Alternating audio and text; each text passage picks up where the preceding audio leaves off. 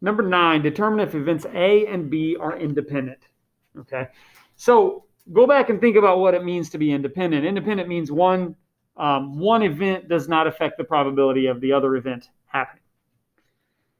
So when you see part A says 2 dice are rolled, the first roll is a 1, and then the sum of the dice is 8. One way of answering that question, yes or no, that's the answer, right? Yes or no. Does the first one affect the outcome of the second one? Okay. And so if you know the answer to that is yes or no, then you've already got it. Okay. Do you think knowing that well, think about it this way. If you knew that the first roll was a 1, what would the probability that the sum of the dice is 8? Okay, 0, right? But if you didn't know the probability was 1, it would be something different, right? You might not know what it is, but it's going to be something different. So those two things are definitely dependent on one another, and you can see that without doing any kind of numbers, okay? Are A and B independent? No, they are not independent. You can say not independent, or you can say dependent, but you could show it mathematically by using the formula.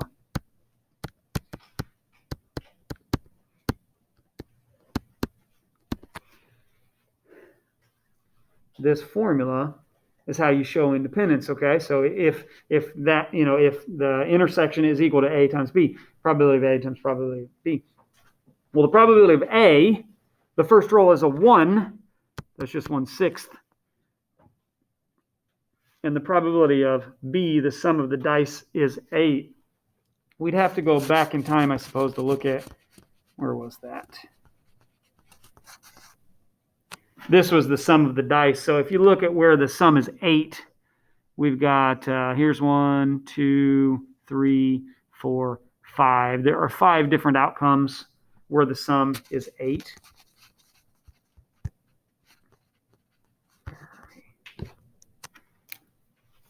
So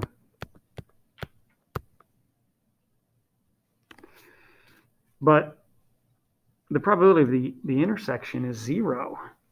You can't roll the first one be a 1 and the sum be an 8. So you can see that that's definitely not going to be true. You can see that formula does not hold. If that formula does not hold, then they can't be independent. So you got 2 different kind of ways to answer that question. One is just think about it. If you can think about it, then answer it that way. Sometimes you might need the numbers, and the numbers will show you. Part B, a box contains 7 green marbles and 3 blue marbles. You randomly draw 2 marbles, one after another without replacement. The first marble is green, the second marble is blue. Okay, so I guess if you think about it, what's the probability of pulling out a blue marble? 3 out of 10, right? So the probability of picking out a blue one is 3 out of 10, yeah? Okay, but what if you pull a first marble out and it's green? Okay, notice it says without replacement. What's the probability of blue now? Be 3 out of 9, right? So the first thing affects the probability of the second thing. Do you see what I mean? Yeah. So we answer the question, are those 2 things independent? Okay, no, they're not independent.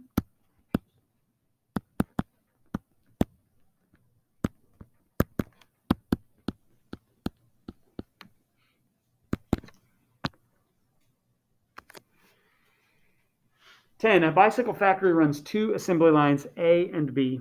95% of line A's and 88% of line B's bikes pass inspection. 30% of all bikes come from line B. Find the probability that a bike did not pass inspection and came from line B. I think this is a really tricky question. I'm pretty sure there's a homework question that's exactly like this, all right? So look alive here. When I go back through here, you have to read it really carefully. But it says, okay, 95% of line A's bikes pass inspection. Okay. And so the way I read this is as a conditional. I see the probability that it passes given that it was on line A equals 0.95. Similarly, I see 88% of line B passes inspection. And so I look at it as the probability that it passes given that we knew it was on line B is 0.88.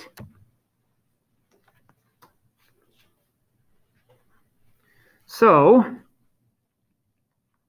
what do we have here? 30% of all bikes come from line B, so the probability of B is 0.3.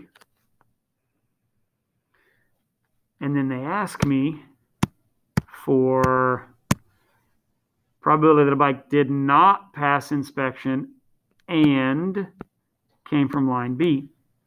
So they want to know the probability that it did not pass. So notice I use the complement and from line B.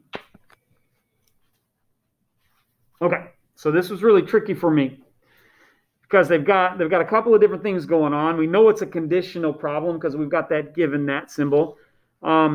But we've also got the negation. We've got the complement. Okay, so I can try to use my conditional formula, and I want to use these two pieces of information. So let's use the probability that it did not pass, given that it was on line B, equals the probability that it did not pass and on line B over the probability of the second part of the conditional, probability B. Okay, I'm going to use that formula right there. So one problem is we don't necessarily have this information, although it's pretty easy to figure out. Because we look right here, the probability that it passes, given it's in line B, is 0.88. It's pretty easy to figure out the probability that it does not pass, given that it's on line B. Anybody tell me what that number must be? Let me 0.12, that's right. Because we know the probabilities have to add up to 1. Probability that it passes on line B is 0.88. So the probability that it did not pass from line B is 0.12. So I can fill in that number. And I see the probability of B is 0.3. So really, I can just fill in those numbers. This number was 0.12. I'm trying to find the probability of not pass and line B. And this number, probability of B, was 0.3. So let's multiply. Probability that it does not pass and on line B equals 0.12 times 0.3, which is 0.036.